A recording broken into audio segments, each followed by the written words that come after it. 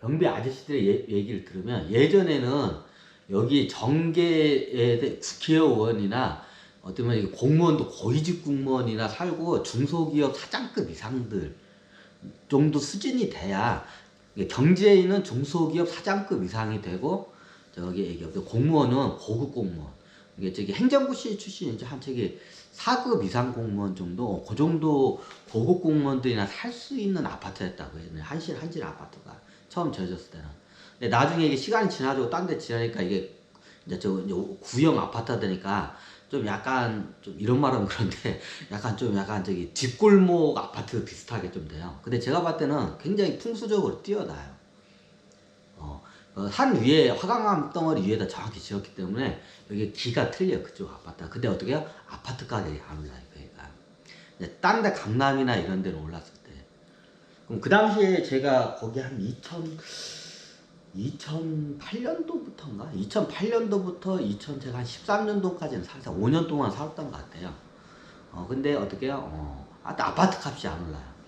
근데 나중에 이게 보니까 어떻게 보면 이게 강남이나 서울 아파트 값이 이게 30평짜리 기준으로 해서 보통 아파트 오면 30평을 기준으로 봐요, 우리나라는. 이게 확실히 25평짜리하고 30평짜리하고 느낌이 틀려요.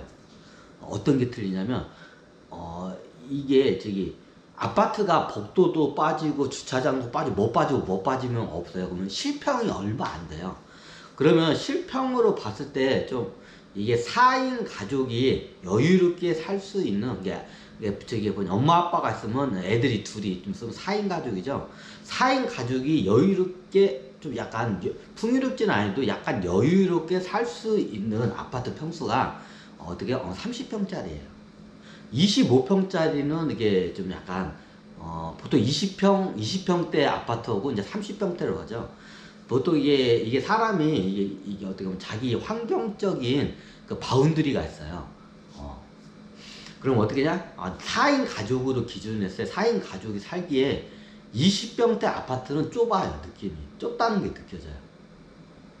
아마 이번 코로나 사태로 해서 거의 밖에를 못 나가니까 집에만 있게 되면 30평짜리 아파트, 예를 들어서 30평짜리 아파트하고 25평짜리 아파트하고 이게 굉장히 틀려요.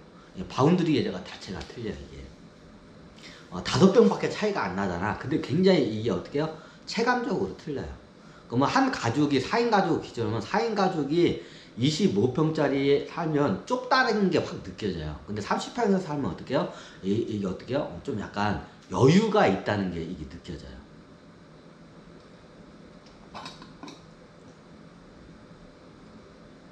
그래서 아파트가 기본적으로 30평을 선호를 해요, 대부분이. 한 가족이 보통 4인 가족이니까. 이제 아들 하나, 딸 하나 낳는 게 저거죠. 요즘은 한 명만 낳는데, 이제 요즘 젊은 분들은 한 명도 잘 안 낳는다는데, 예전 같은 경우 어떻게 아들 하나, 딸 하나 해가지고, 그냥 자식 둘 데리고 있는 게 이게 보편적이에요, 지금. 지금 한 40대, 50대의 이 세대들이 어떻게 해요? 애가 있으면 애가 2명이에요, 보통. 그 당시에 대부분 그게 유행이었기 때문에. 그럼 4인 가족을 했을 때 딱 살았을 때 30평에 살면 여유롭다는 게 딱 느껴져요. 25평짜리 아파트는 딱 살면 어떻게 해요? 좁다는 게 확실히 느껴져요. 이게 그 생활 패턴 공간이라는 게 있어요, 이게 보면. 그럼 25평짜리 아파트하고 30평 아파트하고 확 차이 나요. 자, 5평밖에 차이 안 나잖아요. 이 5평의 어떻게 해요? 체감도가 완전 틀려요.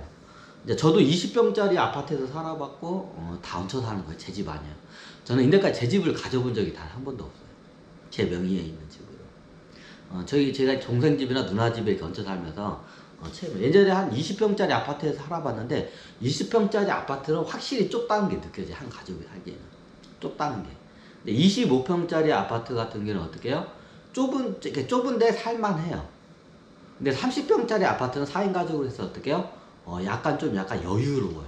여유가 있어. 이게 틀려요, 좀. 아파트 기준으로 때. 근데 이게 아파트가 30평이 실평이 아니라 아파트 평수는 어떻게 주차장 빠지고 복도 빠지고 공동 구역이 빠지면 실평은 30평은 한참 안 돼요. 그런데도 어떻게 해요? 일단 저기 30평 아파트라고 할게요.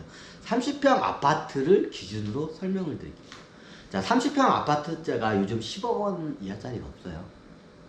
그죠? 그건 여러분도 아마 인정하실 거예요. 10억 원짜리 아파트가 없어요. 왜 없을까요? 서울에, 이제 제 지방 말고 서울을 기준으로 해서 어떻게 해요? 30평짜리 아파트가 어떻게 해요? 10억 원짜리 아파트 찾기가 하늘의 별 따기예요. 거의 없어요. 있긴 있는데 어디 변두리나 멀리 있고 교통이 불편한데, 거의 그런데요. 요즘 서울 같은 경우에는 어떻게 해요? 괜찮은 아파트는 30평짜리 아파트, 이제 30평짜리 아파트 기준에서 어떻게 해요? 집 한 채가 10원짜리 이하가 없어요. 근데 어떻게 해요? 10억 원이란 돈이 여러분들이 말이 10억 원이지 10억 원짜리 아파트 사는 게 거의 이게 불가능해요. 현대인의 관점으로 봤을 때 성실하게 이렇게 일을 해가지고 자기 집 아파트 평생 동안 아파트를 산다는 거는 제가 봤을 때 불가능해요. 그거는 제가 확실히 저걸 해요. 그건 불가능해요. 불가능해요? 네, 불가능해요. 좀 약간 전문직에 들어가면 그게 가능해요. 10억 서울에 있는 10억 원짜리, 이게 지금 30평짜리, 서울에 있는 30평짜리 아파트 집을 평생 동안 일해서 자기가 거기서 살 수 있는 거는 어떤 직종이나 가능하냐? 전문 직종은 가능해요. 전문 직종이나 자영업. 전문 직종이나 자영업은 가능해요. 근데 일반 이런 평범한 월급 받으신 분들은 이게 거의 불가능해요. 나중에 이게 고위 이제 고액 연봉자 같은 경우는 가능해요. 진짜 뭐 억대 연봉자면 가능해요. 근데 어떻게 이게 불가능해요. 일반 사람들은. 자, 그건 내가 설명을 안 드려도 여러분들이 서울에 있는 분들 그 피부로 확 느끼실 거예요. 자, 여러분들이 연봉으로 따질게요. 자, 연봉 요즘 대학교 나오고 하면 연봉이 3천에서 4천 정도 되나요? 아주 좋은 대기업 들어가야 4천에서 5천 정도 될 거예요. 그죠? 근데 보통 이게 대학을 나와도 처음 들어가면 연봉이 3천에서 4천 사이에요.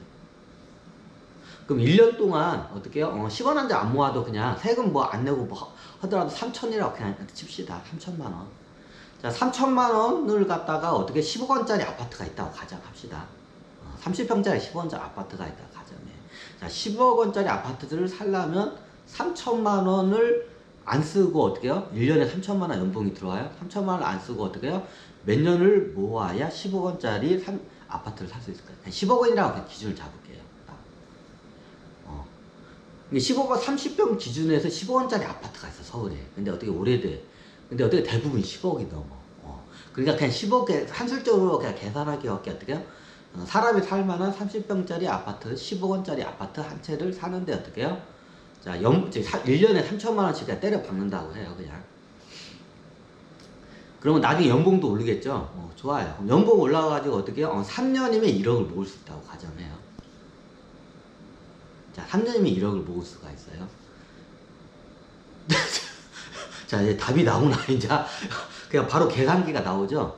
자, 3년이면 1억을 모을 수 있어요. 어차피 연봉은 오르니까. 연봉 오르는 거 감안하고 거의 그냥 그지같이 살면서, 어떻게 아무것도 안 쓰면서 그지같이 살면서 모아서 1년에 3천만 원씩 따박따박 모아. 그래가지고, 나중에 연봉까지 오를 거 감안해서 1억을 모으는데 3년이 걸려요. 그럼 10억을 모으는데 얼마나 걸릴까요? 그냥 계산이 나오죠. 30년이에요. 자, 요즘 대학 졸업하고 좀 약간 하면 거의 나이가 어떻게 30살 가까이에 첫 직장을 갖는 경우가 많아요. 이제 남자 같은 경우는 군대 갔다 오고 대학 졸업하고 이게 약간 좀 취업 준비하면 거의 30살 가까이에 첫 취업을 하는 사람들이 많아요. 27, 8이죠. 그냥 30살에게 거의 30살 가까이에 취업을 해. 그러면 30년 동안 어떻게 해요? 일을 하게 되면 어떻게 해요? 60이 돼요. 정년 퇴임해야 돼요. 자, 답이 나오죠? 자, 그냥 산술적으로 나오잖아. 나중에 저 억대 연봉 될 수도 있죠. 이제 그걸 감안하고 그냥 산술적으로 할게요. 자, 근데 여기서 어떻게 해요? 우리가, 변수라는 게 있어요. 자, 예전에도 제가 강의를 했어요. 물가 상순이라는 변수가 있어요. 자, 예전에도 말씀드렸지만, 제 부모 세대 때 보면, 성실하게 따박따박 모아가지고 집 한 채도 사지 못한 분들이 있어요. 자, 이 잘 보면 저기 어떻게 보면 좀 제 부모님 세대라기보다는 저고 제 부모님 세대. 그러면 이게 어느 세대냐면 그 58년 개띠. 자, 58년 개띠, 왜냐면 이 세대를 기준으로 보면 이게 잘 보여요. 여기가 베이비붐 세기 때문에 이게 시장이, 이 베이비붐 세대가 집을 사는 나이대가 되면 어떻게 하면 시장에 과열 현상이 일어나요. 이 시장이라는 거를 베이비붐 세대를 봐야 돼요. 베이비붐 세대 58년 개띠가 어떻게 해요? 집을 사는 시기가 될 때 어떻게 해요? 집값이 폭등을 해요. 보통 집을 언제 사나요? 결혼을 하고 애들이 있으면 어떻게 해요? 집을 사야겠다는 욕구가 굉장히 강해져요. 그럼 어떻게든지 사요. 잘 보면 그러면 58년 개띠들이 어떻게 해요? 애를 낳고 어떻게 해요? 집을 사야겠다는 인간이 기본적으로 주거에 대한 안정 욕구가 있기 때문에, 인간의 주거에 대한 안정 욕구가 언제 이게 강력하게 이게 나오냐면 내 처자식이 있었을 때 내 주거에 대한 안전 욕구가 굉장히 강하게 나와요. 자, 그게 나이가 어떻게 되냐요? 쉽게 말하면 이게 세대마다 틀린데 내가 처자식이 생겼을 때. 근데 처음에 신혼 부부일 때는 그게 별로 그랬어요. 혼자 있을 때는 어떻게 해요? 내가 집을 사야겠다는 그런 마인드가 없어요. 저 보세요. 저부터 혼자 사니까 나는 꼭 집을 사야겠다는 그런 생각이 없어요. 왜? 저는 저기 우리 작은 누나 집에 얹혀 살다가 큰 누나 집, 제 동생 집에 있다가 하다 보니까 집을 꼭